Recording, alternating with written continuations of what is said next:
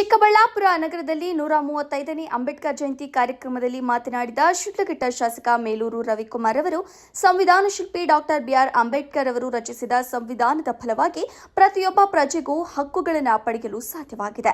ಸಮಾನತೆ ಮತ್ತು ಸಾಮಾಜಿಕ ನ್ಯಾಯದ ತತ್ವಗಳನ್ನು ಮೈಗೂಡಿಸಿಕೊಂಡು ದೇಶದ ನಿರ್ಮಾಣ ಮಾಡುವ ಜವಾಬ್ದಾರಿ ಎಲ್ಲರ ಮೇಲಿದೆ ಎಂದರು. ಸಂವಿಧಾನದ ಶಕ್ತಿಯಿಂದಲೇ ನಾನು ಕೇವಲ 7ನೇ ತರಗತಿ ಓದಿದ್ದರೂ ಶಾಸಕನಾಗಲು ಸಾಧ್ಯವಾಗಿದೆ ಎಂದು ಹೇಳಿದರು.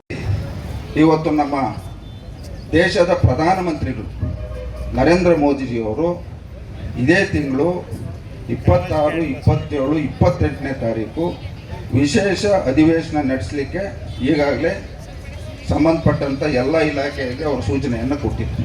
ಏನು ಈ ವಿಶೇಷ ಒಂದು ಅಧಿವೇಶನ ಅಂದರೆ, ಇವತ್ತು ಸಂಸದರಲ್ಲಿ ಮಹಿಳಾ ವರ್ಗ ಮತ್ತು ಶಾಸಕರು 33% ಇವತ್ತು ಮಹಿಳೆಯರಿಗೆ ಮೀಸಲಾತಿ ಕೊಡಬೇಕು ಅನ್ನೋಂಥದ್ದನ್ನ ವಿಶೇಷ ಬಿಲ್ಲನ್ನು ಪಾಸ್ ಮಾಡಬೇಕಂತ ಇದೇ ತಿಂಗಳು 16 ಮತ್ತು 17, 18ನೇ ತಾರೀಕು ಈ ದೇಶದ ಪ್ರಧಾನಮಂತ್ರಿಗಳು ಎಲ್ಲ ಮಂತ್ರಿಗಳನ್ನ ಎಲ್ಲ ಸಂಸದರನ್ನ ಇವತ್ತು ಕರೆಸಿ ಈ ಒಂದು ವಿಶೇಷ ಅಧಿವೇಶನ ನಡೆಸಿ ಈ ದೇಶದ ಮಹಿಳೆಯರಿಗೆ ಇವತ್ತು 33% ಎಲ್ಲ ರಾಜ್ಯಗಳಲ್ಲೂ ಈ ದೇಶದಲ್ಲಿ ಒಂದು ಮೀಸಲಾತಿ ತರ್ತಕ್ಕಂಥ ಕೆಲಸ ಮಾನ್ಯ ಪ್ರಧಾನಮಂತ್ರಿಗಳು ಮಾಡ್ತಾ ಇದ್ದಾರೆ. ಅವರಿಗೆ ನಾನು ಈ ಕ್ಷೇತ್ರದ ಎಲ್ಲ ಮಹಿಳೆಯರ ಪರವಾಗಿ ಈ ಸಂದರ್ಭದವರಿಗೆ ಧನ್ಯವಾದಗಳನ್ನ ಹೇಳ್ತಾ ಇದ್ದೀನಿ. ಅದೇ ರೀತಿ ಇವತ್ತು ನಾವು ಸಹ ಸಂವಿಧಾನ ಅಡಿಯಲ್ಲಿ ನಾವು ಕೆಲಸ ಮಾಡಬೇಕು. ಮುಖ್ಯವಾಗಿ ಇವತ್ತು ವಿದ್ಯಾರ್ಥಿಗಳು ಪ್ರತಿ ದಿವಸ ನೀವು ಸಂವಿಧಾನ ಪುಸ್ತಕವನ್ನು ಓದಿದಾಗ ಈ ಸಮಾಜದಲ್ಲಿ ನೀವು ಒಂದು ಉನ್ನತ ಸ್ಥಾನಕ್ಕೆ ಹೋಗ್ತೀರಾ ಅಂತ ಈ ಸಂದರ್ಭದಲ್ಲಿ ಹೇಳ್ತಾ, 515ರಲ್ಲಿ ಅವರು ಓದಿದ್ದಾರೆ, 2015ರಲ್ಲಿ ನಾನು ಅದೇ ಯೂನಿವರ್ಸಿಟಿಯಲ್ಲಿ ಓದಿರೋದು.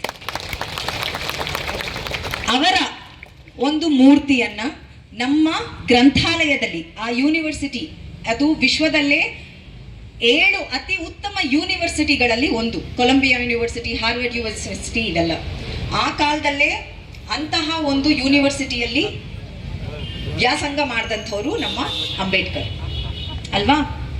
ಅಲ್ಲಿ ಇಡೀ ಜಗತ್ತಿನ ಒಂದು ನಾಯಕರ ಬಗ್ಗೆ ಮಾತ್ರನೇ ಅಂತ ದೊಡ್ಡ ಯೂನಿವರ್ಸಿಟಿಯಲ್ಲಿ, ಅಮೆರಿಕಾದಲ್ಲಿ ಇವರ ಪುತ್ಥಳಿ ಹಾಕಿರ್ತಾರೆ ಇಲ್ಲಿದ್ರೆ ಅಲ್ವಾ.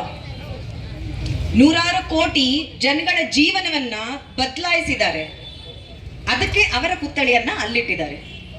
ಇಡೀ ಜಗತ್ತಿಗೆ ಬೆಸ್ಟ್ ಸ್ಕಾಲರ್ ಅಂತ ಅವಾರ್ಡ್ ಕೊಟ್ಟಿದ್ದಾರೆ ಡಾಕ್ಟರ್ ಬಿಆರ್ ಅಂಬೇಡ್ಕರ್ ಅವರಿಗೆ.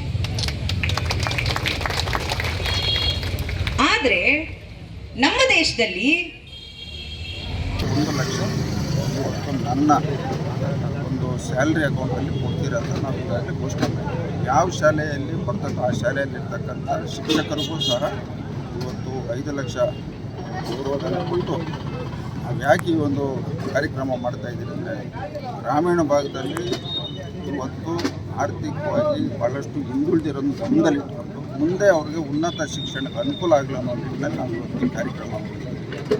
ಇವತ್ತು ನಮ್ಮ ಕ್ಷೇತ್ರದಲ್ಲಿ 3ನೇ ವರ್ಷ ಫಲಿತಾಂಶ ಬರ್ತಾ ಇದೆ. 1ನೇ ವರ್ಷ ನಮ್ಮ ಕ್ಷೇತ್ರ 2ನೇ ಸ್ಥಾನದಲ್ಲಿತ್ತು, ಹೋದ ವರ್ಷವೂ 2ನೇ ಸ್ಥಾನದಲ್ಲಿತ್ತು. ಈ ವರ್ಷ ಇಡೀ ಜಿಲ್ಲೆಯಲ್ಲಿ 1ನೇ ಸ್ಥಾನ ಬರ್ತದೆ ನಂಬಿಕೆ ಇದೆ. ಶಿಕ್ಷಕರು ಅದೇ ರೀತಿ ಸಂಪೂರ್ಣವಾಗಿ ವಿಶೇಷವಾಗಿ ಅವರಿಗೆ ಕ್ಲಾಸಸ್ ಮಾಡಿ ಎಲ್ಲರೂ